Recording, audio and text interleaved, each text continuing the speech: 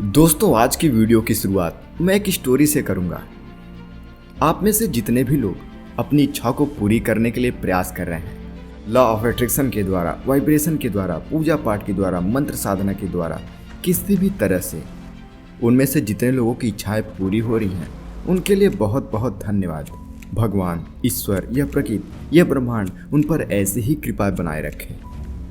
पर दोस्तों, कुछ लोग ऐसे भी हैं जिनकी इच्छा पूरी नहीं हो रही है। उनको उनका जवाब इस स्टोरी के जरिए मिलेगा।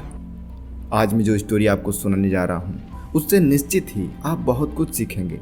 आपको समझ में आएगा कि किसी भी साधना में धारणा शक्ति का क्या महत्व होता है, और बिना धारणा शक्ति के आप किसी चीज़ को प्रत्यक्ष नहीं कर सकते, उसे प्रकट नहीं कर सकते, उसे मैनिफेस्ट नहीं कर सकते। यह स्टोरी काल्पनिक है या सत्य, इसका मुझे पता नहीं है, लेकिन इसका उद्देश्य एकदम क्लियर है, पक्का है, बिल्कुल साफ है। दोस्तों, एक ब्राह्मण था। भगवान कृष्ण के मंदिर में वो उनकी रोज बड़ी सेवा करता था। लेकिन ब्राह्मण की जो पत्नी थी, वो इस बात से बहुत चिढ़ती थी कि ये पता नहीं क्यों हर रोज उस पत्थर की सेवा करते हैं, और भी तरह तरह के वो ताने मारा करती थी। लेकिन वो ब्राह्मण अपनी बात का पक्का था, और वह किसी भी चीज को सबसे पहले भगवान को भोग लगाता था। चाहे वो भोजन हो, चाहे वो वस्त्र हो, चाहे वो कोई भी चीज हो, वह सबसे पहले भगवान को समर्पित करता था, फिर वह उसको खुद सेवा में लेता था। ऐसे ही एक दिन उसकी पत्नी ने बड़े मनोयोग से प्रसन्न होकर लड्डू बनाए और पति को दिए, पर वो ब्राह्मण तुरंत ही उस लड्डू को लेकर भोग लगाने के लिए मंदिर के लिए चल दिया। अब इससे उसकी पत्नी बड़ी नाराज हुई। पत्नी कहती है कि क्या कोई पत्थर की मूर्ति जिंदा होकर खाएगी? हर चीज मंदिर की तरफ लेकर दौड़ते हो। वह ब्राह्मण अपनी पत्नी की तरफ मुड़कर देखने लगा। तब उसकी पत्नी ने फिर कहा, अब की बार बिना खिलाए ना लौटना, देखती हूं कैसे भगवान खाने आते हैं। यह बात उस ब्राह्मण के लिए बहुत बड़ा ताना था, बहुत बड़ा वाक्य था। पत्नी का ताना सुनकर उसने ठान लिया कि बिना भगवान के खिलाए आज मंदिर से लौटूंगा नहीं, चाहे कुछ भी हो जाए। वह मंदिर गया, जाकर वहां धुनी लगाई और भगवान के सामने लड्डू रखकर विनती करने लगा। एक घड़ी बीत गया, आधा दिन बीत गया, ना तो भगवान आए और ना ही ब्राह्मण वहां से हटा। उल्टा आसपास देखने वाले लोगों की भीड़ लग गई। सभी बड़ी कौतूहल से देखने लगे कि आखिर हो क्या रहा है, माजरा क्या है। कुछ देर बाद वहां मक्खियां आने लगी। वह उन मक्खियों को लड्डू से उड़ाता रहा।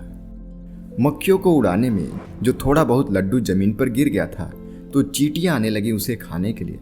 ब्राह्मण ने उनको भी हटा दिया। फिर मंदिर के बाहर कुछ जो कुत्ते हमेशा घूमते थे, उन्होंने देखा कि बहुत सारे लड्डू रखे हैं, तो मंदिर की तरफ चढ़ने लगे। ब्राह्मण ने उनको भी खदेड़ दिया। लड्डू को देखकर मंदिर के कुछ भिखारी वो भी ब्राह्मण से लड्डू मांगने लग गए।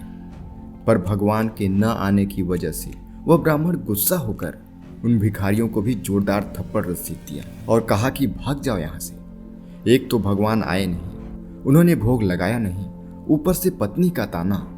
यह सब कुछ ब्राह्मण सोच रहा था कि आज मैं हार गया, मेरी फजीहत हो गई। दिन ढल गया था, शाम हो गई, लेकिन ब्राह्मण अभी भी उठा नहीं। रात हो गई थी। लोगों ने सोचा ब्राह्मण देवता पागल हो गया है, भगवान तो आने से रहे नहीं। धीरे धीरे सब घर चले गए। ब्राह्मण को बहुत गुस्सा आने लगा। उसने लड्डू उठाए और सीधा मंदिर के बाहर फेंक दिया। तो वही भिखारी, वही कुत्ते, वही चींटियां, वही मक्खी जो दिन भर से इस चीज का इंतजार कर रहे थे, वह सब कुछ उस पर टूट पड़े और सारा लड्डू खा लिया। उदास ब्राह्मण भगवान को कोसता हुआ निकला और घर चला गया। वो सोच रहा था कि इतने सालों की मेरी मेहनत बर्बाद हो गई, प्रभु से मुझको कोई फल नहीं मिला।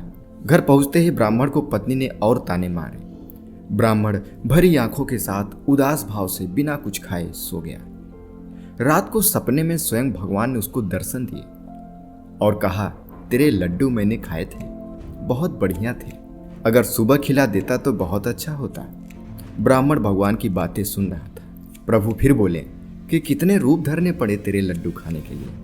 मक्खी बन के आया, चींटी बन के आया, कुत्ता बन के आया, भिखारी बन के आया, पर तूने दिन भर उन्हें हाथ भी नहीं लगाने दिया। मैं दिन भर इंतजार करता रहा, आखिर में तेरे लड्डू मैंने खाए, जमीन से उठाकर। उसमें थोड़ी बहुत मिट्टी भी लग गई थी।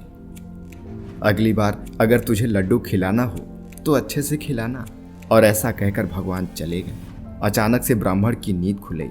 उसे एहसास हो गया था उन्होंने लड्डू खाया, बस मैंने उन्हें पहचाना नहीं। दोस्तों, ऐसे ही भगवान कहिए, ईश्वर कहिए, प्रकृति कहिए, वह हमारी मेहनत, हमारी साधना का हमें संकेत देता है, पर हम उन संकेत को नहीं समझ पाते हैं।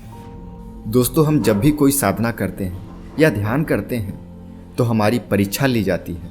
शक्तियाँ बहुत ही सूक्ष्म रूप से हमें हमारे साथ हमारी परीक्षा लेती है और अक्सर हम उन परीक्षाओं में असफल हो जाते हैं। अगर आप इन संकेतों को समझें और आपके मन की धारणा शक्ति प्रबल हो, जिसमें आप जानें कि सूक्ष्म से सूक्ष्म संसार में भी ईश्वर या इस प्रकृति का वास है, तो आप कभी भी जिंदगी में, इस सांसारिक जगत में और आध्यात्मिक जगत में भी कभी भी असफल नहीं होंगे।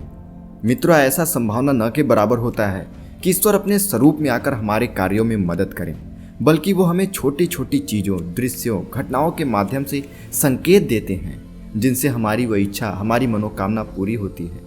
और यदि हमारी अपनी इच्छाओं, अपनी मनोकामनाओं के प्रति, उस ईश्वर के प्रति धारणा शक्ति मजबूत होती है, तो हमें उन संकेतों को समझने में समय नहीं लगता, वरना हम किसी भी बड़े संकेत के इंतजार में बैठे रह जाते हैं और हमारी वह इच्छा पूरी ही नहीं हो पाती। तो मित्रों, आशा करता हूँ कि आप इस स्टोरी के माध्यम से मैं आपको जो समझाना चाहता हूँ उसे आप अवश्य ही समझ गए होंगे। कहने का भाव इतना ही है कि प्रभु दयालु हैं, जो आपके अंदर स्वयं विद्यमान हैं। आप जो चाहे कर सकते हैं। आपको किसी भी असफलता से निराश नहीं होना है। दृढ़ संकल्पित होकर उस ईश्वर के प्रति अपनी धारणा को मजबूत रखिए।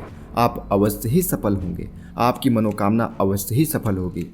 मित्रों, एक बात हमेशा याद रखिए, करना तो आपको ही पड़ेगा, विश्वास आपको ही करना पड़ेगा, कर्म आपको ही करना पड़ेगा।